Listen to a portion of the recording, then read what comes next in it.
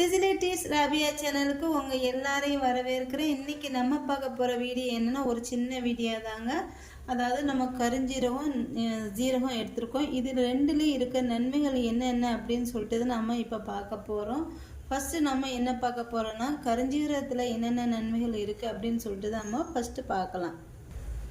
கருஞ்சீரகத்தில் என்ன இருக்குன்னா செரிமானத்தை, அதாவது நம்ம என்ன சாப்பிட்டாலும் நமக்கு சக்குன்னு செரிக்காதுல. இந்த கருஞ்சீரகத்தில் இந்த அளவு ரொம்ப சாப்பிடக்கூடாது. இது ஹீட். அதனால இந்த அளவு நம்ம சாப்பிட்டு மென்று சாப்பிட்டுட்டு கொஞ்சம் தண்ணி குடிச்சுன்னு வச்சுக்கோங்களேன்.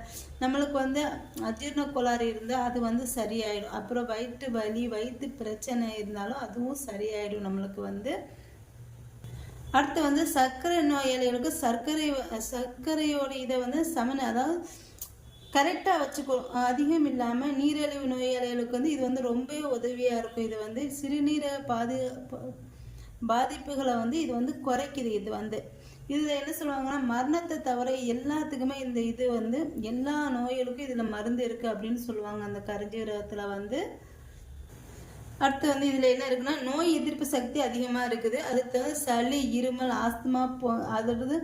அடுத்து சுவாச பிரச்சனை, இதுக்கு தீர்வு இதில் இருக்குது. அதுக்கெல்லாம் இது இந்த கருஞ்சீரகம் ரொம்ப நல்லது அப்படின்ட்டு சொல்கிறாங்க.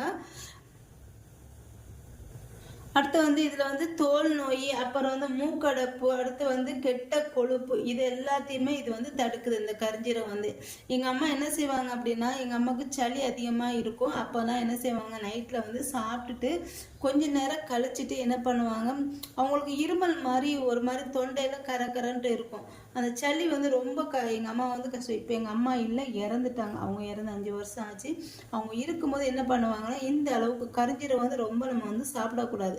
அதனால் இந்த அளவு எடுத்துக்கிடுவாங்க. எடுத்துட்டு வாயில் போட்டு நல்லா மென்னி சாப்பிட்டுட்டு ஒரு கிளாஸ் வெந்நி எங்கள் அம்மா குடிச்சிடுவாங்க.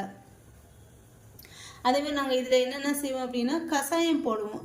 இந்த சளிக்கு, இந்த இருமலுக்கு இதில் தான் நாங்கள் இதில் மிளகு, சீரகம் இல்லை, மிளகு, இஞ்சி, ஒரு கிராம்பு, அப்புறம் இது கொஞ்சம் ஒரு 4 பூண்டு, ஒரு சிட்டிகை ஓமம் எல்லாம் சேர்த்துட்டு அதோட கொஞ்சம் வெத்திலையும் சேர்த்துட்டு கஷாயம் போட்டு நாங்கள் சளி இருந்துச்சுன்னா குடிப்போம். டக்குன்னு அந்த சளியை வெளியில் கொண்டு வந்துடும்.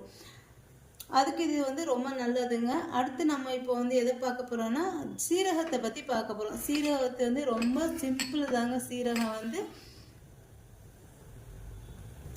இந்த ஜீரகம் எப்படின்னா ஜீரண சக்தி அதிகரிக்கும். இதுவும் அதே மாதிரி தான் ஜீரண சக்தி. நம்ம எதுனாலும் வயிறு ஊதி இருந்துச்சுன்னா இதை எங்கள் அம்மா என்ன செய்வாங்க, இதையும் ஓமத்தையும் தண்ணியில் நல்லா வெந்நியில் கொதிக்க வச்சு குடிப்பாங்க. அந்த உப்புசமாக இருந்துச்சுன்னா அது சரியாயிடும்.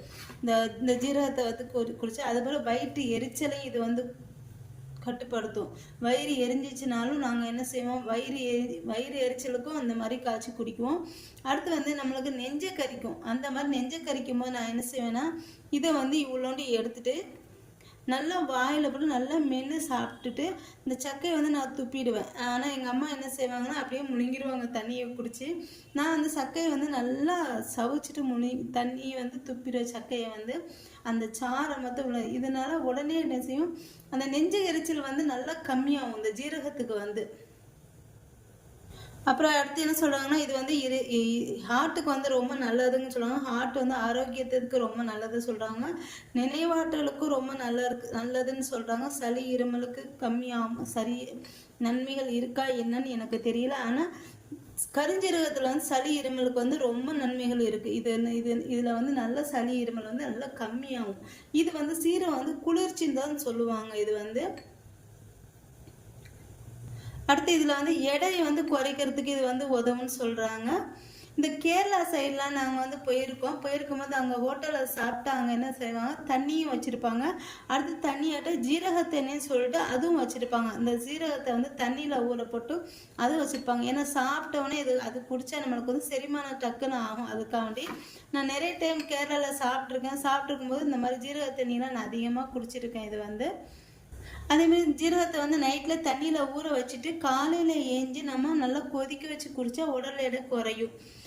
அதுக்கும் இது நல்லா உதவுங்க. எவ்வளோதாங்க இந்த இந்த கருஞ்சீரகத்தை பற்றி இன்றைக்கி நம்ம இந்த வீடியோ பார்த்துருக்கோம். இதேமாரி வீடியோஸ் எல்லாம் நீங்கள் பார்க்கணும் அப்படின்னு விருப்பப்பட்டீங்கன்னா என்னோடய சேனலை மறக்காமல் சப்ஸ்கிரைப் பண்ணி வச்சுக்கோங்க. இந்த வீடியோ உங்களுக்கு பிடிச்சிருந்துச்சுன்னா ஒரு லைக்கும் போட்டு விட்டுருங்க.